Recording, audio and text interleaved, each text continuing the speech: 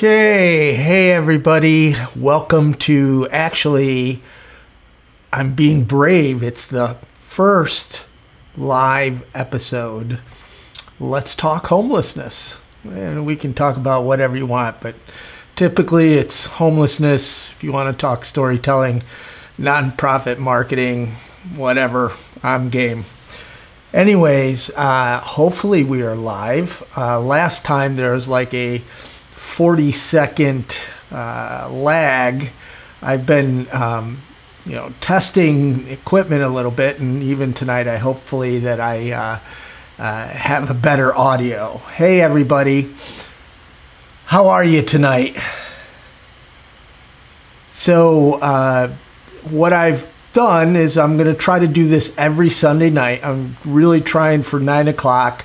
I went and hooked up a new mic setup. I don't know how well the mic setup is going to work, but I knew it took me a little time to get it all going, and here I am clicking on the wrong stuff again. Where'd you all go? Yay! There you are. I am still trying to figure all this out. There. Okay, doing fine. So I've picked out a couple of topics, but I thought I'd first start off to see if you guys have any questions and how the heck y'all doing tonight. From Florida, lonely, depressed, lost dreams. Well, I hopefully that humid Florida will get, oh my gosh, this time of year it's usually not that humid. Herds Outdoor Adventure, thank you very much. Don, I don't live in my car now, I drive. You're gonna have to explain that one to me. It was interesting tonight. I facilitate an online support group for homeless people, and I did a poll asking how long everybody has been homeless. Less than a year, more than a year, more than 5 years. And one wonderful woman in Canada who lives in her van asked, I'm homeless. I don't think I'm homeless. I live in my van. And really it is, if you don't have a choice, if you're living in your van because you can't live in an apartment, you don't have the choice, you're homeless. Hey, no worries. Oh my gosh, lonely, depressed, lost dreams. My uncle chooses to be homeless. You know what, Mike? Mike G says his uncle chooses. And, that's what people believe, or some people believe. What happens is people, they try to get out of homelessness, and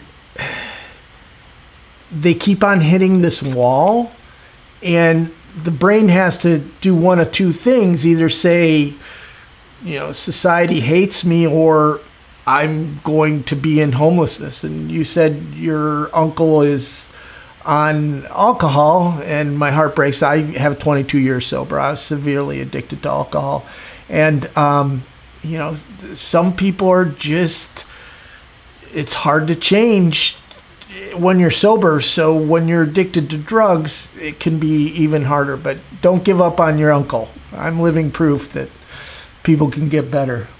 Somebody said Herds Outdoors Adventures. Are you, yes, Carmen. Carmen always wearing the red hoodie. Carmen is awesome. So Herds Outdoor Adventures.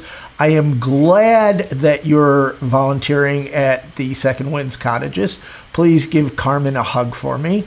On my channel, I interviewed him a couple years ago, and I've got to get down to Ithaca soon. And let's see, what have you found homeless people need the most? Danielia, I'm horrible at pronouncing names, obviously.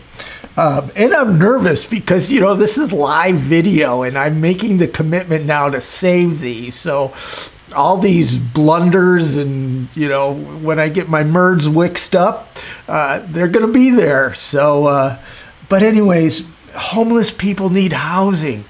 I mean, plain and simple, homeless people need housing. Now, I was recently in a conference in Canada, and I will never say that housing is the only cure to homelessness anymore, because there was a speaker who was just amazing, talking about indigenous people and balance, and it really changed me, because housing is number one, but you also need community and tangible social interaction, and you need a reason to get up in the morning. I mean, this channel here is really my reason to get up in the morning. My situation isn't really great. It's better than it was 8 years ago, and it's so much better than it was 22 years ago. So if you were once homeless, well, thank you, lonely depressed. I hate calling you lonely depressed. Homeless people need supportive housing. Well, that's your name. And yes, homeless people need housing. They need supportive housing. But I have learned, so there's I'm not a big tiny homes fan. One of the things is somebody here from Second Wind Cottages. Carmen's connecting with the people, creating community. They're not just putting people in boxes. Sometimes communities are, tiny homes have gotten so sexy, they just want to put people in boxes. They don't care if they even have a need. They just want tiny homes. That's ridiculous. But where I want to talk about is Community First Village in Austin, Texas is really amazing. And it's people first, not housing first, but people first, and the guy's name is Alan Graham. He's wonderful. Just like Carmen at Second Wind Cottages. Really check them out. But it's really, permanent housing, supportive housing is important. But we need people to thrive. You just can't put them in a box. So remember to hit the like. Yes, John, please, like. Hey, hello from Scotland. So I'm going to give you a disclaimer. I am new to this live feed thing. I'm trying. I think I will admit right off the bat, I didn't think there was a community around homelessness on YouTube. For years, I just thought people would come and watch a video and they might never return. You guys, since I started testing this live video, you've proven me wrong. There's a community here, and you guys are wonderful. So I'm going to really try Sunday nights, 9 o'clock. Tonight I started a little late. But to chat a little bit, then we'll hit a couple of topics, chat about a couple of topics, and I'm open to suggestions, anything you guys want to talk about. And thank you so much for giving me grace. Again, I'm just really trying here, learning as I go. Hey,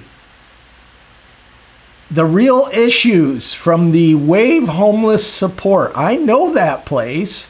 That's the online support group that we run for homeless people. Dacia, is that, am I pronouncing that right?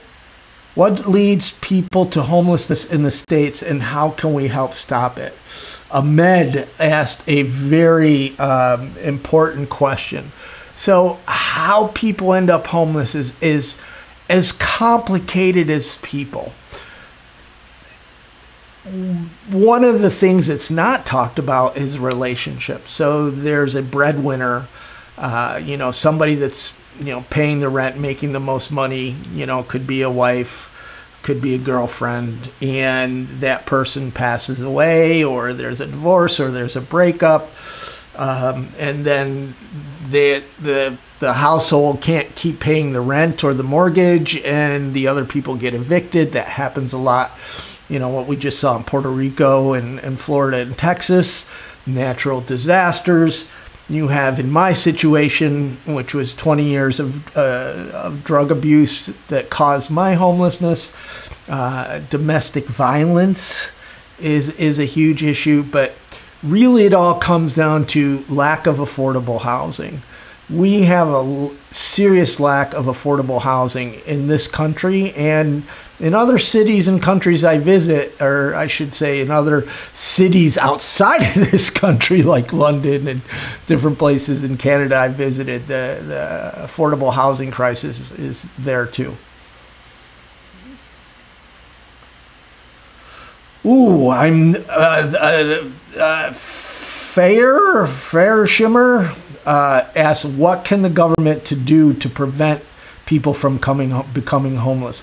That is a great question. Oh my gosh, you guys are so wonderful tonight.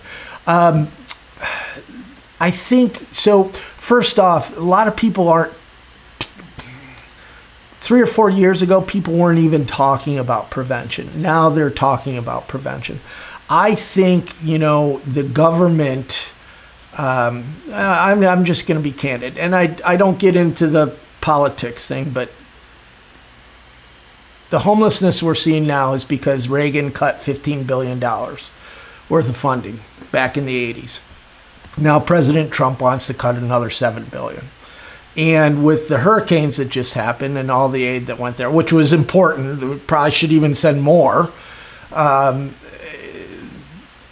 United States budget is, they're probably going to cut HUD funding even more.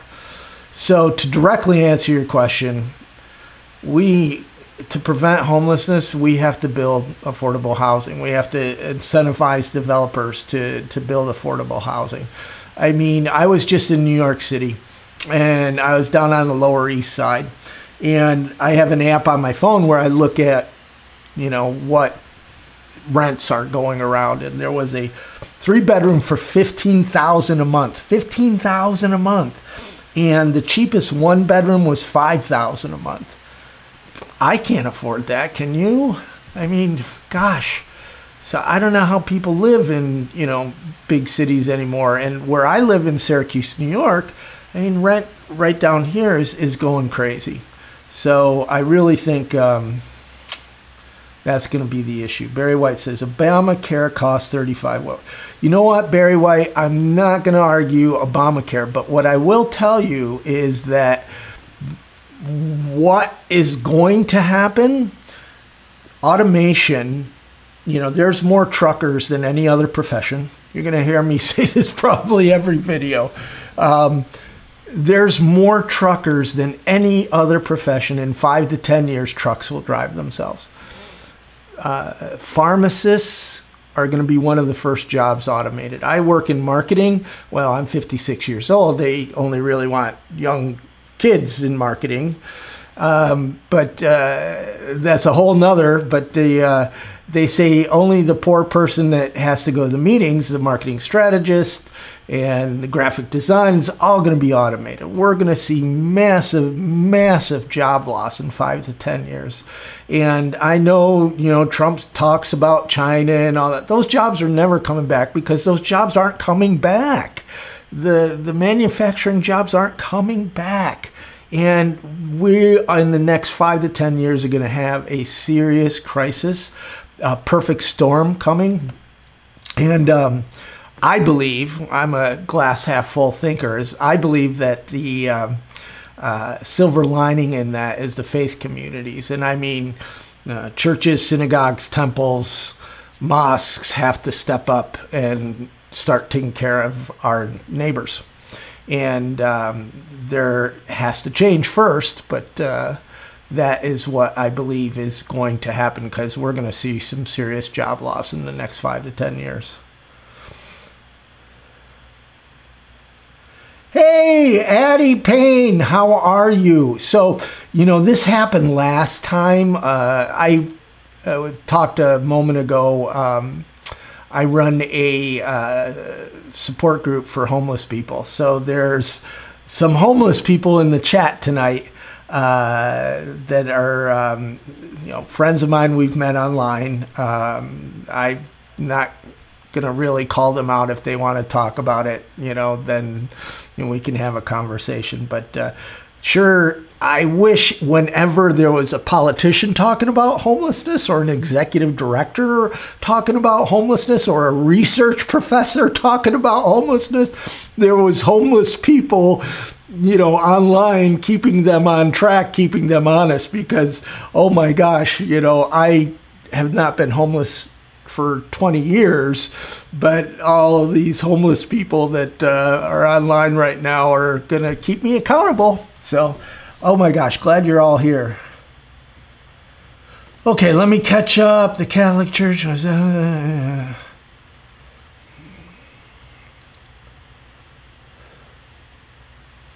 Okay, Addie says call her out. So Addie is homeless in Minnesota. I believe, unless her situation hasn't changed, Addie is mobile homeless, living in her car. And what's interesting is, and actually sad, she's working. She has a job, but she can't afford rent, so she lives in her car. So...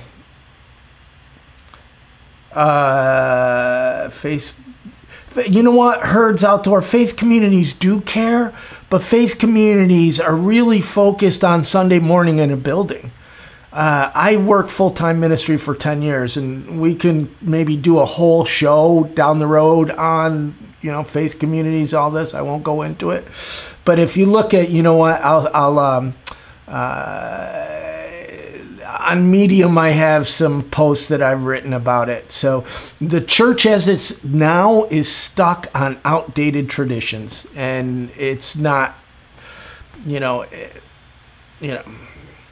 things like second wind cottages are rare for churches to go and help. So anyways, we can talk about that. Anybody familiar with Normal Bob Smith using... No, PJ, I haven't. Is it any good? And how is it similar to Invisible People? You know what?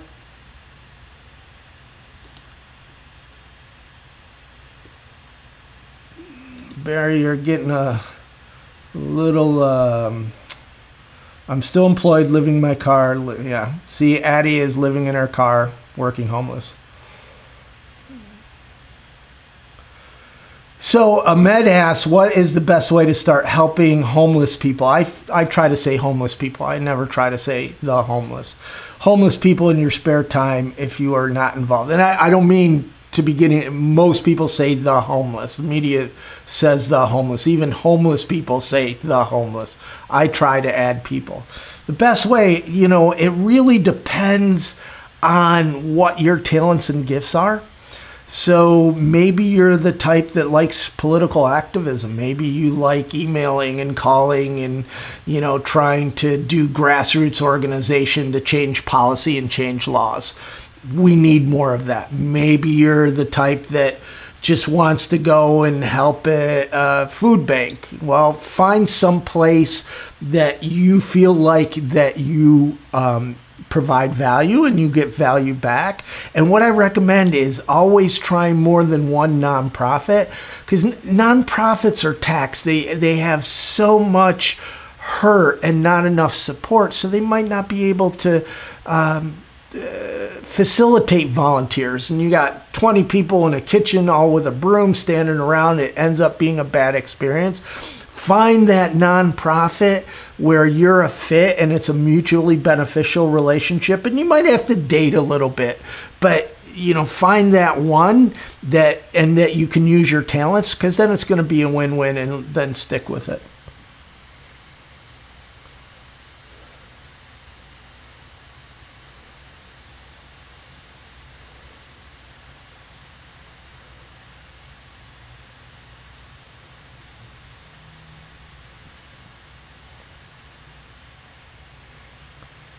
Hey, Ramon, Ramon, cool. The working poor starting a nonprofit is very, very important. So Trey, you dislike. Hopefully that's homelessness. Anyway, so I'm going to bring up a topic. I worked on 3 topics here, or that I got screenshots for. And this first one we talked a little bit last night, or not last night. See, that gets me so nervous because this is like live TV and I've committed that I'm going to save this and it's going to be there. So all these mistakes and anyways, this one really gets to me. So we talked about this last week. It happened. So there's probably 400 or 500 people living along the Santa Ana River Trail in Anaheim, right by Angel Stadium. I don't mean to be just picking or singling out this tent city. It's probably one of the biggest tent cities I've ever visited. And it's very, what's happening there is happening probably in your community, just maybe at a different scale. So there's 34 cities in Orange County, and 33 of them have criminalized homelessness. So there's no place for people to go. And then they all created this community where they're trying to survive. And then local Anaheim residents, like 11,000, sign a petition. I'm brokenhearted because I was down there. If you go on Invisible People on the YouTube channel, you'll see Joseph's and Cher's stories. I just met them. If I had travel funds, I would fly out there and interview where they're going, because here's all these people living in a tent community, and it could be in your city because it's happening everywhere, just a different, it might be a group of 10 people in your city, where here it's a group of 500 people. Get moved on, and so what do you guys all think about that? What do you think about the tent communities? And I'm still trying to figure out how to leverage this or move this all around. Okay.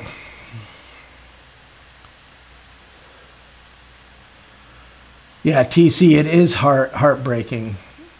Nate, what if we had more abortions? We're going to say bye.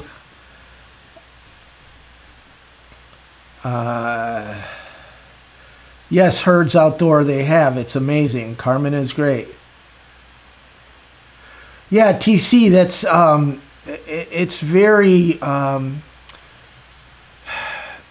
because they don't have any place to go. Now, I was a outreach worker in the city of Los Angeles, and I have also been in Alaska and gone into tent cities with police.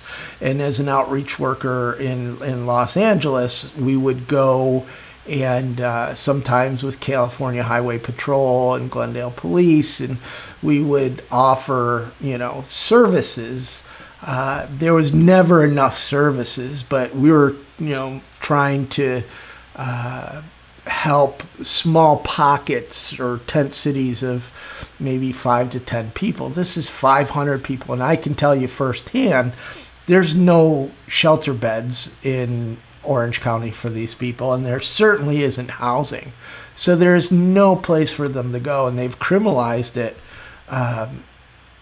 throughout Orange County. I mean, it's you're finding people, you're giving citations to people who don't have an income, or they have very low income, and you're expecting them to pay. What it does is it clogs up the court system, and it just becomes this vicious cycle. It doesn't end homelessness at all. It just pushes it on down, and taxpayers pay for it. It's just crazy. Hey, lonely, depressed. Thank you. You know what? I get that a lot. Everybody likes my glasses.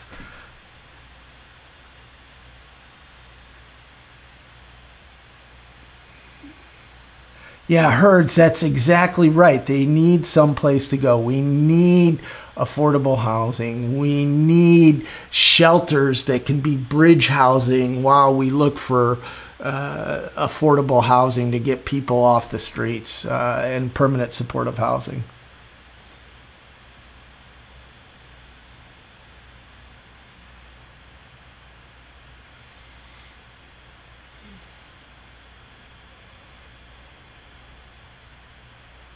I don't know if you guys are referring to me or you're referring to somebody else, but let's go on to the next topic, shall we? And let me see here. We're going to do this topic, and this one's going to be a little controversial, but what the heck, you know? We got to liven things up, right? So, a church in Malibu has been asked to stop feeding homeless people. Now, this video on CBS Los Angeles, I have watched. And in this situation, I have a very unique view of this. And we can discuss it in a second, what you guys all think. But I believe this church in Malibu is actually providing a service. And that's rare for me because most of the time, and I'm going to go back to the chat window here. Hey, I'm getting the hang of it. So most of the time, or much of the time, I shouldn't say most of the time, churches like to go feed people. However, it's a myth that there's homeless people going hungry. Now, there's food insecurity in this country, but like, for instance, I live in Syracuse, and 5 blocks that way is an organization that feeds 2 meals a day. And about 10 blocks that way is an organization that feeds 3 meals a day to anyone. So anyone in this whole city can go there and eat a meal. Now, what happens is, I'm going to use Skid Row for an example. You have all these wonderful missions and homeless services that are providing meals and services, 9,000 meals a day. And then you have 50 churches coming down, you know, feeding people, making a mess. And please, I'm not against feeding people. What I wish churches would do is work together. So instead of 50 churches coming down every day, if those churches took that food and then gave it to one of the missions so that they could save their food budget on housing, jobs, and health services. So let me be exact here. So I work for a shelter that had what they called guest chefs.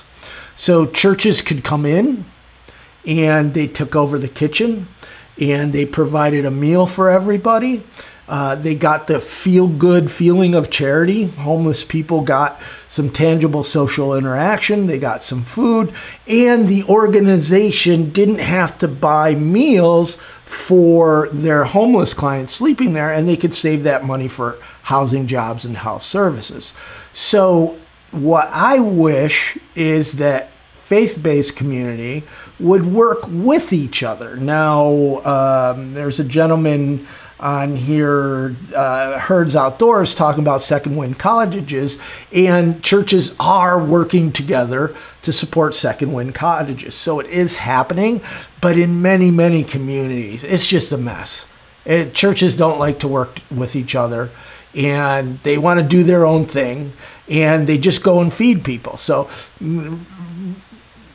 just here's this one rule. It's okay to feed people in a park if you're doing something to get them out of the park. You got to be ending homelessness, not just maintaining homelessness. So going back to this story in Malibu, I think it's the only church around. They're providing a meal. There's no other churches around. So I have a hard time with the city asking this church to stop feeding. Normally, I'm on the other side. There's also another thing here that is very interesting. So if you're in Los Angeles or in California, probably other cities, restaurants have an A or a B. You rarely see a C because they go out of business, and it's graded by the health department.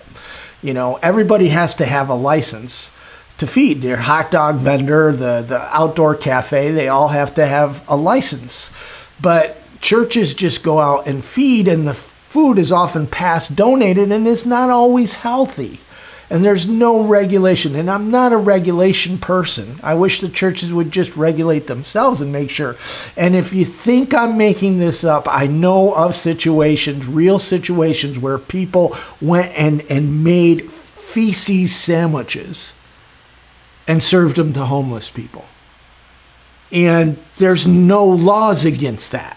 There's nothing against that. I mean, you can go and feed anything to homeless people, but, you know, out of a hot dog vendor has to be licensed for health and everything. So I think it depends on the community and the situation. Here in Malibu, now I'm 3,000 miles away, but I do kind of know the area. I think in this situation, there's no other churches providing food. So I think in this situation, they're providing a service. If it was like in downtown Los Angeles or in a lot of different other areas where there's an overabundance of people going down and feeding, then there's an issue, and I have no problem. I think the community should go in and say, please stop feeding. You know why? Because the churches, if churches would just work together, I'm going to get passionate.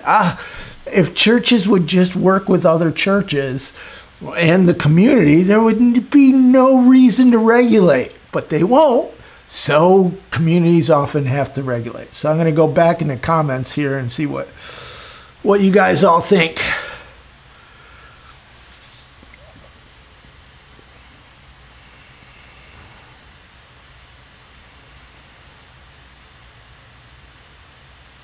Lenore, you're asking how come there hasn't been more videos. So this last week I was in New York City and my feet were hurting and I couldn't get around to get a lot of stories. In fact, I've been off my feet for the last couple of days. So I apologize. I try to get one or two up a week. I think there was one up early last week. And I think Monday or something, and we'll get more up. I have also recorded a bunch of vlogs. I do all this in my spare time, and I still have to work other gigs to pay my rent and pay my own food. Someday I hope to be able to do this full time. In fact, I don't normally pitch here, but if you go to our Patreon, invisiblepeople.com/TV/Patreon, we could use the help because there's so much more impact we could do if we had the resources.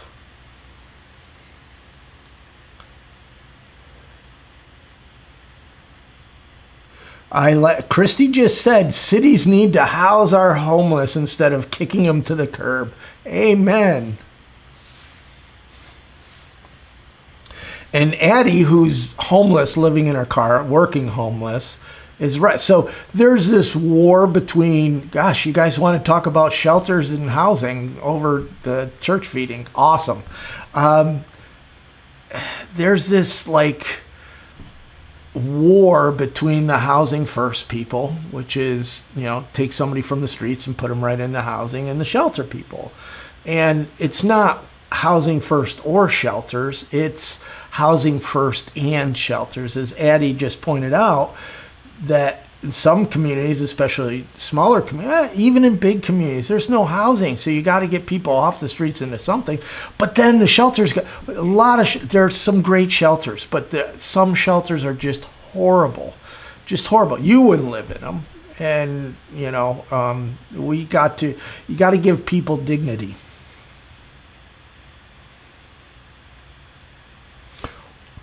Music Mama, wow, in Wisconsin. I bet you it gets cold. My next news story, I'm going to talk about winter shelters. Princess, it's not really prevent people from eating. There's plenty of food. There's an overabundance. There's food insecurity in this country. Seniors, people in housing, and occasionally in the homeless community, there is food insecurity. But like I said, right here where I live, a couple blocks either way, there's organizations feeding several meals a day. And that's in any community. And then you have the churches coming down and feeding, or, you know, there's lots of food. It's just, we're not being smart. You know what? People have good intentions. They have great intention. You know, they mean well. We just have to look at it as a community and how we can end homelessness instead of just maintaining it. A sandwich never, ever ended a crisis, a homeless crisis. You know, a sandwich never got somebody off the streets into housing. I know some places say, well, we built this relationship. Bull. You know what? If you just opened the door to housing, they would have walked directly from the park into housing, no sandwich needed. So anyways, you get me going. Christy, thank you, and God bless you. Oh, Lonely, yeah, hi, my name is Mark. I'm sorry, I didn't know if you were talking to me or somebody else. I'm still, you know what? I think I'm about 30 years too old for YouTube. You know, it's definitely, you know, I feel my age. I'll tell you a little something I was at YouTube in New York City, and I was visiting a friend there, and while I was waiting in the lobby, they have this video wall, and they're playing videos on it. And, you know, gosh, I'm 50 something. And all of a sudden they play this video, the alarms go off, and it's like, somebody over 40 in the building, somebody over 40 in the building, 40-year-old old person in the building. And here I was standing there, and I thought it was funny. So unfortunately, I can't find that video. The YouTube doesn't have it online. It was very well done. Herds, I consider myself a follower of Jesus. I have problems with Christians and Christianity. So I worked in full-time ministry for over 10 years. I've worked in many, many churches. I was even a pastor for some time. But I believe that we need to show God's love and not just talk. And most churches now just talk. So. Lonely Depressed is offering help to Addie, who's homeless. Oh my gosh, you guys. So I'm sorry if I'm mispronouncing your name. Farishheimer, why would you ask them to stop feeding them? So it's not that I would ask them to stop feeding. I would ask them to coordinate their feeding so it's helping them better their life. So most faith-based organizations just give food. We go to the park, we make some hot dogs, and we give food. Without thinking, how does that really help the person? Point blank honest, majority of charity makes the giver feel good. And that's fine. It's okay to feel good. However, we need to end homelessness. So what happens in many urban areas in the United States is churches from the suburbs, they come in and they're going to go win the lost. They're going to give them a burrito and a taco and a sandwich, and they're going to get them to say the sinner's prayer. And then they go back to the suburbs. And that is, it really isn't helping anybody. And that's what I mean. So let's say there's 10 churches going down every day to an area where there's homeless feeding. If they work together, let me answer it like this, because I was in Tompkins Square Park in New York City. It's the Lower East Side. It's a couple years back, but it still happens. I was there for 2 hours. 5 churches came and fed the same people. The same people. If I was there all day, I bet you 20 churches would have came and fed the same people. The same people. Right around the corner is the Bowery Rescue Mission. The same Jesus. If those 20 churches took their food over to the Bowery Rescue Mission, the Bowery Rescue Mission could have saved their lunch food budget on housing, jobs, and health services. So I'm not saying don't go feed people. I'm saying work with a community and figure out a support system that helps people get out of their situation into housing, into a job, into a better life than living in their car or living in a park. So it's not don't feed, it's be smart about your charity. Hopefully that makes sense.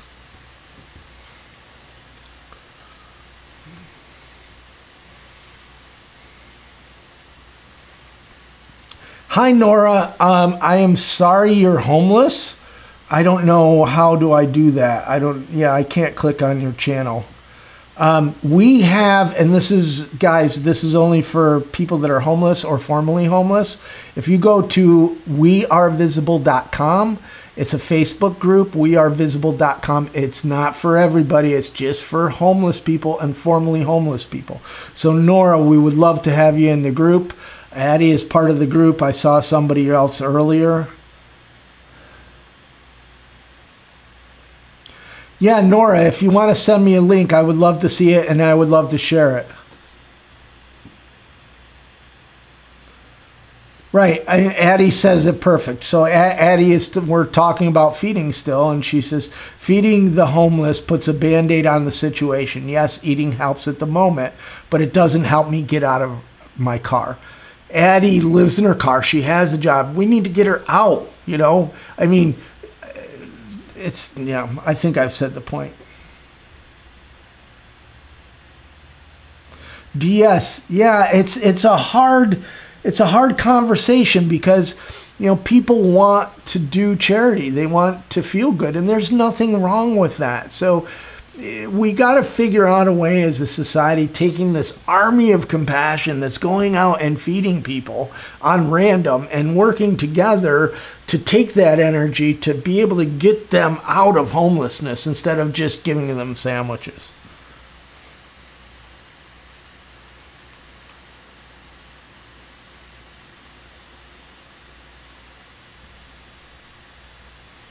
Okay, let's see. Okay, I'm going to try to do these for an hour each time. And let me see if I did that wrong. I'm going to figure this out. Thank you guys all for putting up with me. And let's see. It's 20 degrees. Addie, my heart breaks. You're sleeping in your car. Gosh. So there's nothing I can say to you. I mean, I hope you're watching. I mean, Nora is homeless. Addie is homeless. Hey, Canadian watcher. Thank you very much. I'm not a hero. I'm just some guy that, you know, is using the talents that God gave me to scream loud about homelessness and poverty.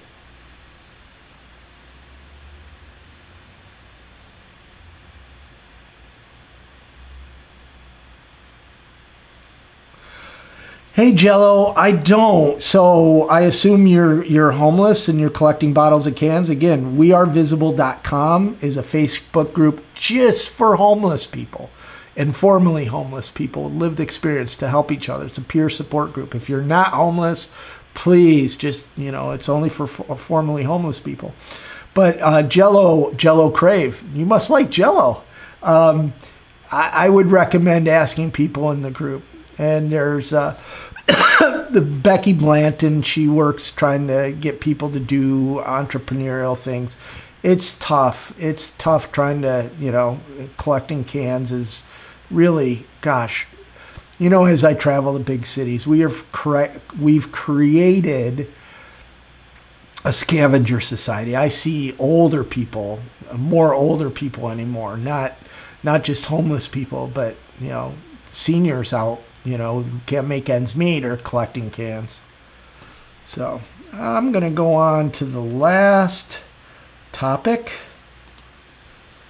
And let me see. I got to figure out a better way of managing these windows. So it is winter shelter season. And I've worked several winter shelters. I totally has changed me. I'm going to be really honest here, so my first job in the homeless sector. Now it's funny because I was homeless. Believe it or not, the homeless sector does not look at homelessness as something that's a positive. They do not look at it as like experience. They don't like to hire homeless people to work for homeless people. They do this. There's a change that they hire peers or whatever, but it's become much more professionalized where they are hiring, they want to hire MSWs. And so I'm going to go back to the chat for everybody. But so I almost couldn't get a job, and I got a 3-month temp job at a homeless winter shelter. And it totally changed me. And I'm going to give you a great real example. I remember, so I got, I'm divorced, no goldfish. That's my funny way of saying I don't have any kids. And for whatever reason, they gave me families. I was the family outreach case manager. So my job was to take the families from the dormitory and put them into a hotel and then provide services for them. It's a heartbreaking job. Oh my gosh, it's just heartbreaking. And what was really amazing to me and changed me was around Christmas time, because I'm not a hero, as somebody said, and even though I'm getting fatter and whiter, I'm not Santa, but I would adopt the hotels, and there's a couple of miracles that happen with social media, because all you guys on social media would help support getting families this or that or whatever. And I've catered some winter shelters on Christmas Eve, but I remember, so growing up as a Christian, I would do the Silent Night candle thing Christmas Eve, then go eat, open gifts type stuff. And then I was at the Glendale Winter Shelter, which is around 100 men and about 50 women.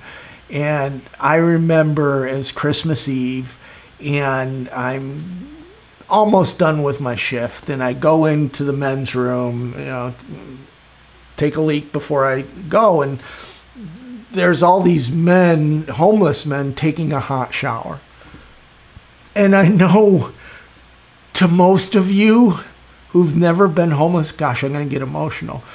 A hot shower may be something you take for granted, but to these men, taking a hot shower was everything. I know for me, to this day, that's one of the things I don't want to take for granted is a hot shower. And it was a spiritual moment for me for some reason, because I saw God's blessing, but not in the typical way Christians are taught what God's blessing is. This is just homeless men being able to take a hot shower. So as I was driving home that night, I was passing all these churches, and there's wonderful people coming out, they're with their families and everything. And, it was at that moment I said, I can never do that again. I can never do the traditional Christmas Eve thing again. Now, I do it with my mom now. My mom's older, and I help take care of my mom. But if I was back in Los Angeles or working in any city, I would be at a winter shelter helping, So whatever city you're in, even, Los Angeles, it gets cold, so there's winter shelters. I know in some communities they're weather activated, so like they wait until the weather gets below 32 degrees and then they open up. If it's 33, they don't open up. But the reason that I wanted to talk winter shelters is because if you have the opportunity to volunteer in a winter shelter in your community, please do. Please do. It will change you for the better. It'll definitely change you. So let me go.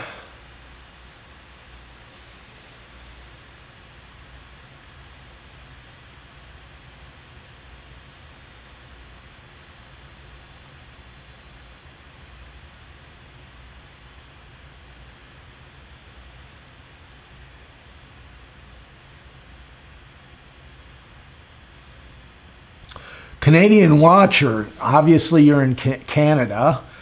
Well, maybe. Where were you when you slept in your car?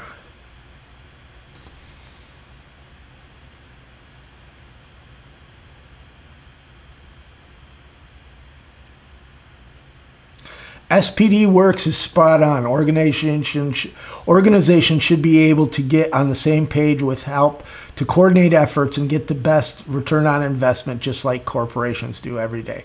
Yes, the problem is SPD works. The nonprofit structure is not, the nonprofit model does not facilitate success. It doesn't. Nonprofit leaders will shake your hand in public and say, let's work together. But then behind the scenes, they're fighting for the same scraps. They're fighting for the same donors. They're fighting for the same grant funding. So it's really, really a culture of scarcity. And that creates these ivory towers where people don't collaborate easy. Nonprofits, just by the way they are funded, are set up for failure. I believe, and I hope top down, that funders eventually start seeing this, because nothing changes in the homeless sector or in the the secular, in the social services sector or in the nonprofit sector or in the for-profit sector.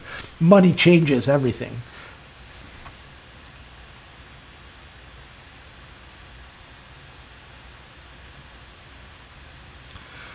Lonely and depressed. I've been to Florida a couple of times. I've been to Orlando and to St. Pete and Tampa.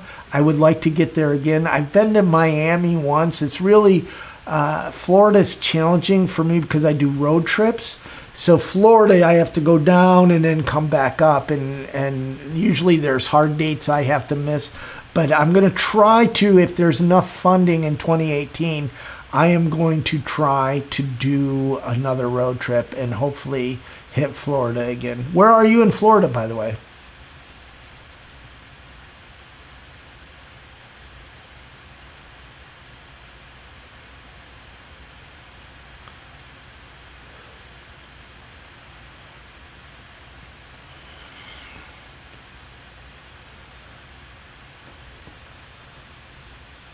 Hey, Canadian watcher, thank you. I've been trying to connect to other YouTubers. I have good luck connecting to social media people, but for some reason, I'm going to keep trying, though.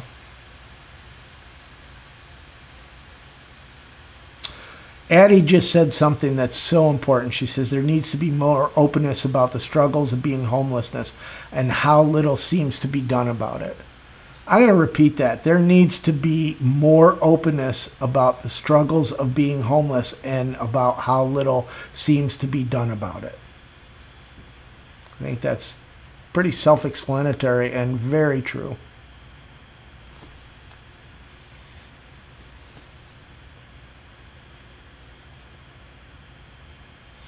You know what? Nora just talked about something that's so, she says, you know, for us women, taking a shower and putting on a little bit of makeup.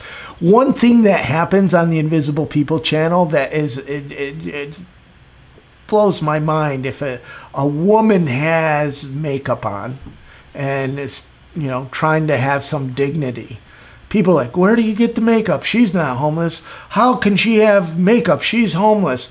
And oh my gosh, I mean, what Nora just said, I mean, it makes the world a difference. You want to, you know, present yourself, and men do it too.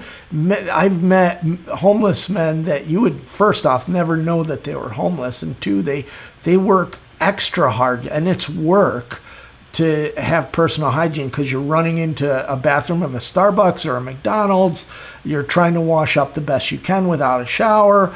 Maybe you have a gym membership. I mean, it's tough.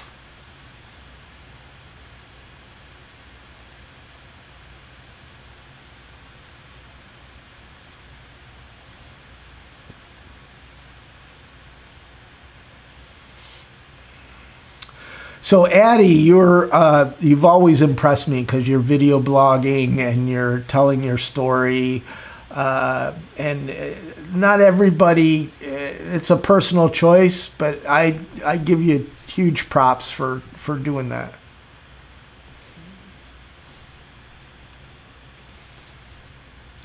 Yeah, Addie says Dollar Tree sells cheap but good makeup. I mean, there has been a couple of videos on invisible people where people just go off because the woman is wearing makeup and presenting herself well. I mean, gosh, it's called self-esteem, you know?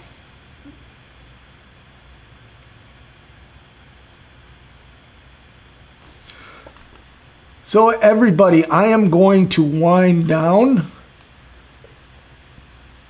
I have been on for an hour. You have been on for an hour. You're wonderful. If you have any last questions, maybe ideas for topics for shows, I'm playing around with a format, just so you know. I did a couple of tests of these videos to test the equipment and to see. Now I got to figure out a format. I mean, the first one I did, I actually saved. There's like 40 seconds where I didn't hit the video to go live, and it's just kind of stupid.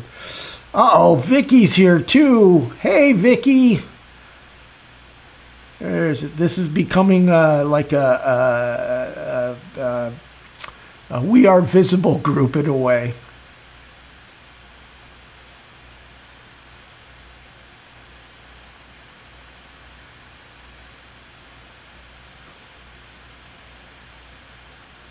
TC, thank you. It's really, so I'm going to keep trying. Like I said, I'm going to try if this works. I originally thought maybe Thursday night around 9 o'clock. I'm East Coast most days. So 9 o'clock would be 6 o'clock on the West Coast. I don't want to be too late here. Hi, Christy. Thanks. I really, it's just awkward for me because it's permanent, you know. If you know, like I said, I get my merds mixed up, which I often do. It's there, it's permanent, and I think I have to, you know, what I did last time was commit. But you know what? The world isn't perfect anymore, and YouTube isn't perfect. And I think, you know, Invisible People as itself is shows. I don't know what the words are. The messiness, the being chaotic of homelessness, the unpredictable, but also the hope and love and how gorgeous it is. I mean, the people, you know, all of you that have been discussing homelessness in a very civil manner tonight. And then, you know, we have Nora and Addie, and now Vicky's joined us. There's, you know, homeless people in this chat, and you guys have been very respectful and open to learning, and that's been really amazing.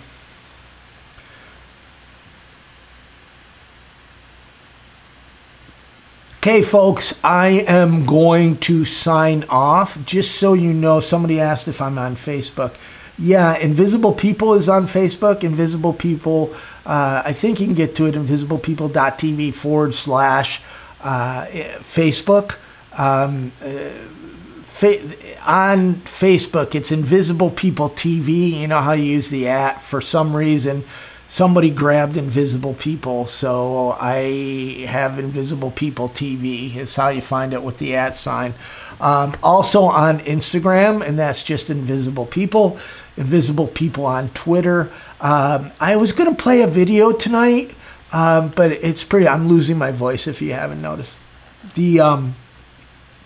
So tomorrow I'm off to Montreal. Now my feet are still hurting. If you've been following along, I couldn't walk around New York City.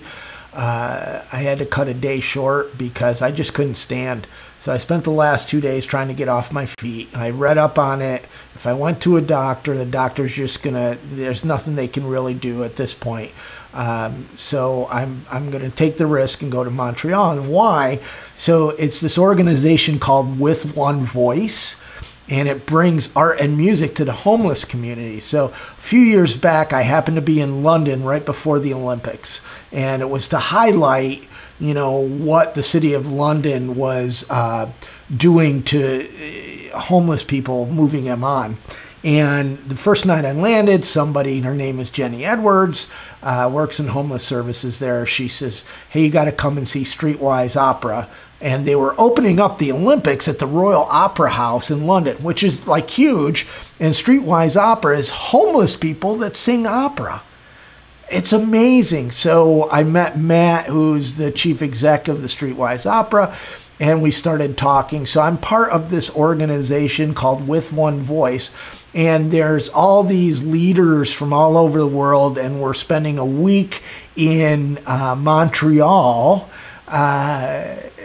working together, figuring out how we can grow this thing, because there's no funding. There's no funding for housing, so there's no funding for arts. But arts is so important for healing and giving purpose. So if you guys follow along at Invisible People on Twitter or on Instagram, I've been doing Instagram stories, which is really more real time. And I'm going to be trying to do a lot of live feeds from there. So, hey, I have been in Thunder Bay, actually. I went to 24 cities in Canada. I'm going to read through what chat's here, and then I'm going to say goodbye to everybody.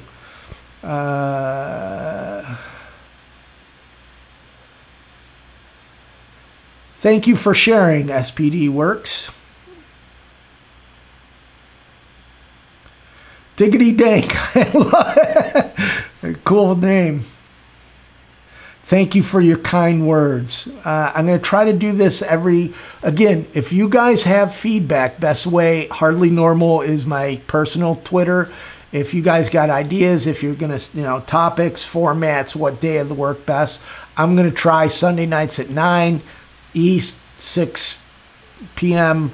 For now. I was a little late tonight because I had equipment problems, but right around 9 o'clock Sunday night is when I'm going to try to do live streams, and I'm going to try to stick to it.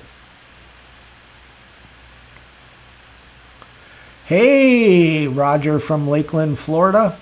Well, everybody, thank you for spending an hour with me, and I think you are all awesome. And lonely, I don't know what you're asking me. Don't forget notifications. Well, when I go live, I send it out. I haven't been tweeting this out yet. I'm still growing, but we're going to call this episode 1. I need a title for this. Right now, I'm still thinking, let's talk homelessness. But that is, yes, Hardly Normal is my Twitter. That's my personal Twitter. Invisible People is my Instagram, and Invisible People Twitter. It's 100% homelessness. So everybody, you guys have a marvelous week. I'm going to be off tomorrow to Montreal. You guys hopefully follow along on the other social media channels. And I think you are all awesome. And bye.